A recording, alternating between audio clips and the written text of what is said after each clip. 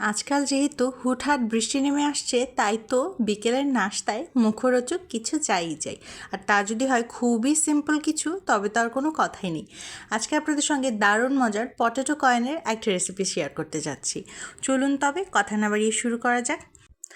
প্রথমেই আমি এখানে একটি পাত্রে নিয়ে নিব 1 কাপের মতন ময়দা এবং নিয়ে নেব হাফ চামচের মতন লবণ। এবারে ময়দা এবং লবণটাকে হাতের সাহায্যে একটুখানি মিশিয়ে নিয়ে দিয়ে দিব সয়াবিন তেল। কিছুক্ষণ পর আবার কিন্তু ভালোভাবে মিশিয়ে নিয়ে আরও একটুখানি তেল দিব। টোটাল আমি এখানে প্রায় 2 টেবিল চামচের মতন তেল ব্যবহার করছি। এবারে কিন্তু সব কিছু আবার খুব সুন্দরভাবে হাতের সাহায্যে খুব ভালোভাবে মথে নিতে হবে। ভালোভাবে মথে নেওয়ার পর যখন দেখতে পারবেন হাতের সাহায্যে এভাবে মোট করা যাচ্ছে, তখনই বুঝতে পারবেন এখন পানি দেওয়ার সময় হয়ে এসেছে। এবারে অল্প অল্প করে নর্মাল টেম্পারেচারের পানি কিন্তু আমি দিয়ে দিব। খুব ভালোভাবে কিন্তু এই ময়ানটাকে বানিয়ে নিতে হবে। ময়ান যত ভালো হবে খাবারও কিন্তু ততই সুন্দর হবে। এই যে আমার ময়ান কিন্তু অলমোস্ট হয়ে এসেছে। এবারে কিন্তু কিছুক্ষণের জন্য এটাকে আমি রেস্টে রেখে দিব এবং এর উপর কিন্তু একটুখানি আমি তেল হাতের সাহায্যে দিয়ে দিয়েছি।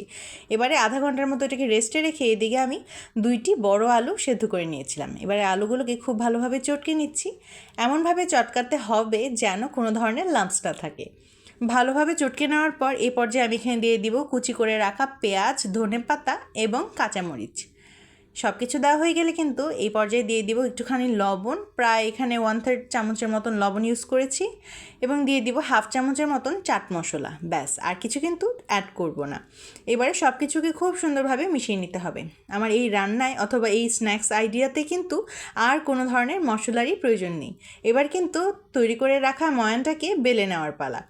এই যে কিছুক্ষণ রেস্টে রাখার পরই দেখতে পাচ্ছেন কতটা সফট হয়েছে। এবারে আরও একটুখানি মথে নিলাম এবং এটাকে 2 পার্ট করে নিলাম, এবং 2 পার্ট করার পর কিন্তু 1 পার্ট দিয়ে আমি এটাকে একটা রুটি বানিয়ে নেব। একটুখানি কিন্তু বেলনের পিড়ের মধ্যে নিয়ে নিয়েছিলাম ময়দা। আপনারা চাইলে এখানে কর্নফ্লাওয়ারও ইউজ করতে পারেন। এবারে ময়দার মধ্যে খুব ভালোভাবে কাইটাকে কিংবা ময়ানটাকে মিশিয়ে নিলাম এবং খুব ভালোভাবে একটি রুটি বানিয়ে ফেলতে হবে। রুটিটা যত বড় হবে ততই কিন্তু ভালো হবে। আর এইটার পুরুত্ব থাকবে জাস্ট মিডিয়াম, একেবারে পাতলাও না আবার একেবারে ঘনও না। আমার কিন্তু রুটি বানানো হয়ে গিয়েছে। এবারে এটার মধ্যে দিয়ে দিচ্ছি আলুর পুরটি, যেটিকে আমরা আগে তৈরি করে রেখেছিলাম। যত পুর দিবেন খেতে কিন্তু ততই বেশি মজা হবে। পুরো রুটিটার মধ্যে কিন্তু এইভাবে পুরটাকে ভালোভাবেই বিছিয়ে দিতে হবে। হয়ে গেলে কিন্তু এই পর্যায়ে চলে যেতে হবে পরের স্টেপে, আর সেটা হলো ফোল্ড করা। এবার কিন্তু রুটিটাকে ভালোভাবে ফোল্ড করতে হবে, আর এই ফোল্ড করার পরে কিন্তু বাকি কাজ। মোটামুটি আপনাদের কাজ শেষ হয়ে গিয়েছে, দেখতেই পারলেন কত সুন্দরভাবে ফোল্ড হয়ে গেল। এবার কিন্তু হাতের সাহায্যে একটুখানি চেপে চেপে দিবেন যেন কোনোভাবেই রুটিটা খুলে না যায়। এবারে কিন্তু এগুলোকে কেটে নেওয়ার পালা। আমি জাস্ট একটা ছুরি দিয়ে শেপ করে নেব। এভাবেই আস্তে আস্তে করে শেপটা করে নিতে হবে। শেপগুলো আপনারা আমার ভিডিও দেখেই বুঝতে পারবেন আমি কিভাবে করেছি। খুবই সিম্পল ওয়েতে আমি করেছি, দেখতেই পাচ্ছেন কত সুন্দর হচ্ছে। আসলে এই রেসিপিটা এত সিম্পল কিন্তু খেতে কিন্তু ভারী মজা। খুব সুন্দরভাবে আমি এক একে করে সবকটি কয়েন এভাবে বানিয়ে ফেলবো। আর বানানো হয়ে গেলে কিন্তু আমি দেখাবো আপনাদেরকে দেখতে কত সুন্দর হচ্ছে। মনে হচ্ছে যেন কয়েকটি ফুল ফুটে আছে। এবারে কিন্তু আমার পিঠাগুলা অথবা কয়েনগুলো তৈরি হয়ে গিয়েছে। এই পর্যায়ে আমি আরেকটা ব্যাটার বানিয়ে নিব। আর তার জন্য এখানে 2 চা চামচের মতন ময়দা নিলাম এবং হাফ চামচের মতন কর্নফ্লাওয়ার নিলাম। এবারে সবটাকে একটুখানি মিশিয়ে কিছুটা পানি দিয়ে এটাকে একটা থিক ব্যাটারে পরিণত করব। আর এই থিক ব্যাটারটার মধ্যেই কিন্তু আমাদের কয়েনগুলোকে ডুবিয়ে দিতে হবে। কিছুক্ষণ সময় নিয়ে এই ব্যাটারটাকে খুব সুন্দরভাবে রেডি করে দিলাম এবং এই পর্যায়ে দিয়ে দিলাম কিছুটা চিলি ফ্লেক্স। চিলি ফ্লেক্সটা না দিলেও হবে, তবে যদি দেন তবে খেতে বেশ ভালো লাগবে, আর চাইলে কিছুটা বাড়িয়েও দিতে পারেন। এইবার কিন্তু আমার সব কিছুই রেডি হয়ে গিয়েছে। এবার ভেজে নেওয়ার পালা। চুলায় কড়াই বসিয়ে দিয়েছিলাম এবং তেল দিয়ে দিলাম গরম হয়ে আসার জন্য। তেল আমার গরম হয়ে গিয়েছে। এবার যে তৈরি করে রেখেছিলাম ব্যাটারটা অথবা লিকুইড ব্যাটার, সেটার মধ্যে আমি পিঠাগুলোকে কিংবা কয়েনগুলোকে ডুবিয়ে ডুবিয়ে কিন্তু এভাবে এক একে করে সবকটিকে তেলের মধ্যে ছেড়ে দিব। চুলার আঁচ থাকবে মিডিয়াম টু হাই ফ্লেমে। এবারে কিছুক্ষণ সময় নিয়ে কিন্তু পিঠাগুলোকে ভেজে নিতে হবে, উল্টে পাল্টেই ভেজে নিতে হবে।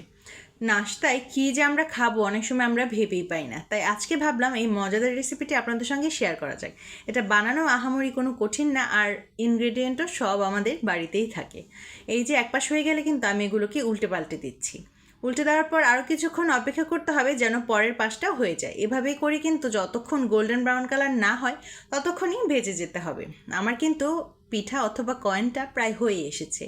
আরও একটুখানি নেড়ে চেড়ে দিব, কারণ আমি আরেকটু গোল্ডেন ব্রাউন কালার চাচ্ছিলাম। আপনাদের যদি মনে হয় এই রকম কালারই আপনারা পছন্দ করেন, তবে কিন্তু এই পর্যায়েও নামিয়ে নিতে পারেন, কোনো সমস্যা নেই। দেখতেই পাচ্ছেন একদম গোল্ডেন ব্রাউন কালার হয়ে এসেছে। এবারে কিন্তু একটা স্ট্রেনারের সাহায্যে এই সবগুলোকে উঠিয়ে নিচ্ছি। ভালোভাবে তেলটা ঝারিয়ে নিয়ে একটা প্লেটে পরিবেশন করে দিলাম। ব্যাস তৈরি হয়ে গেল আজকের মজাদার পটেটো কয়েন। রেসিপিটি কেমন লাগলো আমার সঙ্গে কিন্তু কমেন্ট করে জানিয়ে যাবেন। আর ভালো লাগলে কিন্তু আপনারাও একবার হলেও অবশ্যই ট্রাই করবেন। মজাদার এই রেসিপিটি বানানোও সহজ, খেতেও ভারী মজা।